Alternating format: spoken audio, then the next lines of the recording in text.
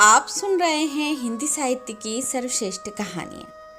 आइए सुनते हैं मुंशी प्रेमचंद्र के द्वारा लिखी हुई कहानी शूद्रा। माँ और बेटी एक झोपड़ी में गांव के उस सिरे पर रहती थी। बेटी बाग से पत्तियां बटोर लाती, माँ भाड़ झोंकती। यही उनकी जीविका थी। सेर दो सेर अनाज मिल जाता था, खाकर पड़ रहती थी। माता विधवा थी, बेटी कुंवारी। घर में कोई और आदमी ना था। माँ का नाम गंगा था, बेटी का नाम गौरा। गंगा को कई साल से यह चिंता लगी हुई थी कि कहीं गौरा की सगाई हो जाए, लेकिन कहीं बात पक्की ना होती थी।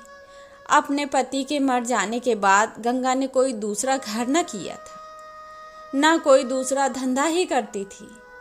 इससे लोगों को संदेह हो गया था कि आखिर इसका गुजारा कैसे होता है। और लोग तो छाती फाड़ फाड़ कर काम करते हैं, फिर भी पेट भर अन्न मयस्सर नहीं होता। यह स्त्री कोई धंधा नहीं करती, फिर भी माँ बेटी आराम से रहती हैं, किसी के सामने हाथ नहीं फैलाती। इसमें कुछ न कुछ रहस्य अवश्य है।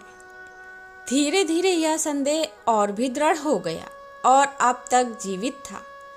बिरादरी में कोई गौरा से सगाई करने पर राजी ना होता था। शूद्रों की बिरादरी बहुत छोटी होती है, 10-5 कोस से अधिक उसका क्षेत्र नहीं होता।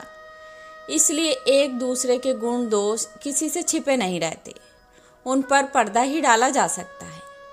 इस भ्रांति को शांत करने के लिए माँ ने बेटी के साथ कई तीर्थ यात्राएं की, उड़ीसा तक हो आई, लेकिन संदेह ना मिटा। गौरा युवती थी, सुंदरी थी, पर उसे किसी ने कुएं पर या खेतों में हंसते बोलते ना देखा।